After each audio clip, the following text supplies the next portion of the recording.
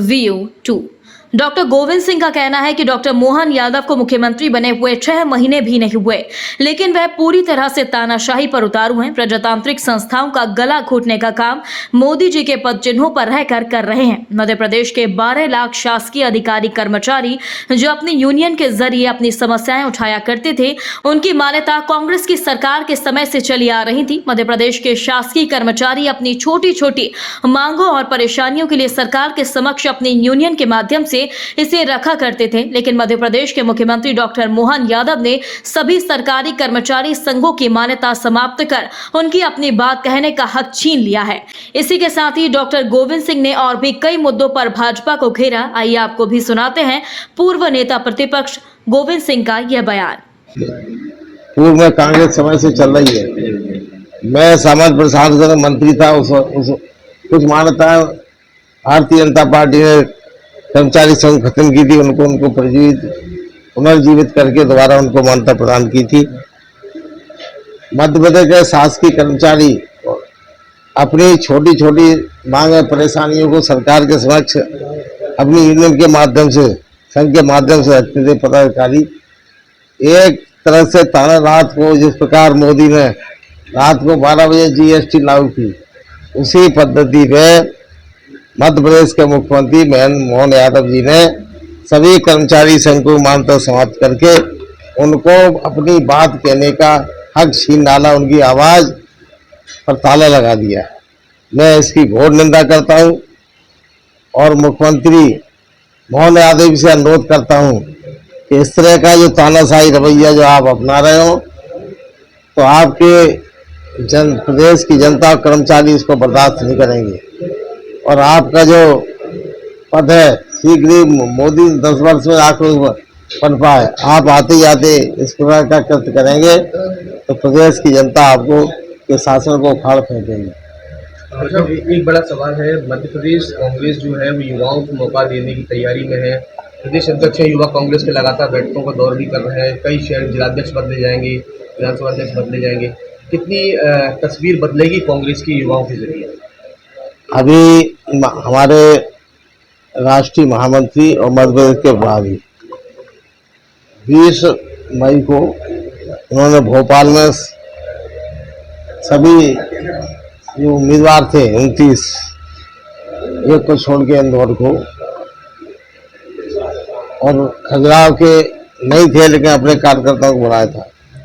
उसमें उनको और सीनियर पार्टी के लीडर से उनसे चर्चा की और अभी से ही आगामी विधानसभा के चुनाव की प्रक्रिया उन्होंने चालू प्रारंभ की है।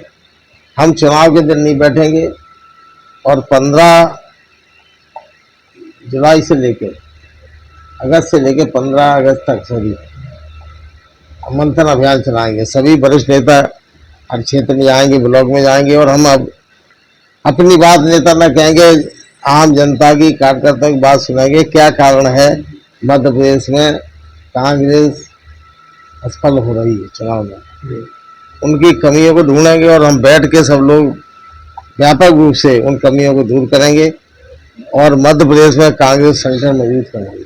अभी कांग्रेस संगठन में जो हमारा संविधान है उसके विपरीत अगर 500 हजार की कार्यकारिणी बन जाती है, उसका कोई अस्तित्व नहीं रहता। हम सभी लोगों ने मिलकर तय किया है। उसमें जीतू पटवारी जी थे, कमलनाथ जी थे और भंवर जितेंद्र सिंह जी, सभी वरिष्ठ नेताओं ने तय किया कि संविधान के में जितने पद हैं हमारे कांग्रेस में उतने ही पद रखे जाएं और अभी से कोई सीनियर नेता जो अपना मत समझे अपमान के हमें कहीं ड्यूटी दी गई है, हम बहुत बड़े नेता हैं, पार्टी घर है, अपना परिवार चलाने के लिए कभी कभी हमें अपने मन के विपरीत भी कदम उठाना पड़ते हैं संगठन को मजबूत करने के लिए। हमें उम्मीद है कि आने वाला भविष्य कांग्रेस का उज्जवल रहेगा और कांग्रेस की सबसे बड़ी तारीफ ये रही, जितने भी उम्मीदवार थे लोकसभा के, सभी हमारे उम्मीदवारों ने कहा, जो पहली बार हमें भी सुनने को मिला कि छोटा हो कार्यकर्ता बड़ा, एक भी कार्यकर्ता ने कांग्रेस का विरोध करने का काम नहीं किया। जितनी जिसकी क्षमता थी हर व्यक्ति, चाहे ग्रामीण क्षेत्र का कार्यकर्ता हो या बड़े से बड़े नेता पार्टी में हो, सबने मिलकर कांग्रेस को मजबूती से पूरी ताकत के साथ चुनाव में साथ दिया और प्राणपण से जुटे रहे। युवाओं को मौका देना कितना जरूरी है कांग्रेस युवा संगठन में? युवा तो है ही, अधिकार जीतू पटवारी ये हुआ है, हमारे स्पष्ट हो गया, और उमंग सिंगार भी हुआ है, तो पूरा नेतृत्व आगे हाथ में ही दे दिया गया। एवं कांग्रेस का जो नया नवीन अध्यक्ष बना है वो तो बहुत ही ज्यादा युवा है, बहुत कम उम्र का बीजेपी है। कह रही है कि आपके सबसे युवा राहुल गांधी जो है वो अक्षम है, और जब ऐसे अक्षम युवाओं के हाथ में पार्टी गई तो खत्म हो गई। भारतीय जनता पार्टी क्या कहती है, और उनके प्रधानमंत्री के मोदी जी के अगर आपने चुनाव में वक्तव्य सुने हो तो ये लगता है कि कोई पागल आदमी बोल रहा है। अब ये प्रधानमंत्री गर्मा के अनुकूल है, विपक्षी आएंगे तो राम मंदिर पर डोजर चला देंगे। क्या मोदी अकेले ठेकेदार है राम के? हम लोग तो राम के वंशज बैठे, हमें चिंता नहीं है। जो वो हमारी भैंस छोड़ ले जाएंगे, हमारी महिलाओं का, ये कोई प्रधानमंत्री इतना तो हमारे गांव का साधारण प्राइमरी कार्यकर्ता भी इस तरह की भाषा नहीं बोलता जो प्रधानमंत्री ने बोली है, और उनकी इसी बौखला गए। मैं तो कहता हूँ बोरा गए, क्योंकि हार चौतरफा जो जन आक्रोश जनता का उनके भारतीय जनता पार्टी के विरुद्ध, खासकर मोदी और शाह के विरुद्ध निकला है, उस आक्रोश को बर्दाश्त एक बार बेचैन है जो अभी तक उन्होंने कृत की है। देश का प्रजातंत्र का गला घोटने का काम किया है दोनों ने मिलके। तो अब उनको दिख रहा है कि चुनाव के बाद जनता क्या कर सकती है हमारे विरोध में। वर्षों तक आपके साथ रहे, कभी उनके मुंह से कोई बात निकल गई उसके लिए उन्होंने तत्काल माफी मांग ली है। अब उनको कैसे संतुष्ट होंगी बता दें। मैं जीतू पटवारी जी से मैं स्वयं से अपना खेद व्यक्त कर दूंगा।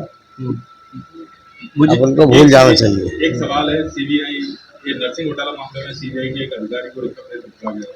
मैं तो शुरू से ही कह रहा हूँ, और मैंने उनको स्वास्थ्य मंत्री उप मुख्यमंत्री राजेंद्र शुक्ला जी से भी अनुरोध किया है। वर्षों हमारे साथ मंत्री रहे हैं, विधायक हैं, आज मुख्यमंत्री उप मुख्यमंत्री हैं। पहला सवाल तो ये है कि उन्होंने की गिरफ्तारी की, मैं उसको धन्यवाद देता हूँ। सबसे ज़्यादा तो मैं रिटायर्ड जस्टिस रोहित आर्य जी को अभिनंदन करना चाहता हूँ।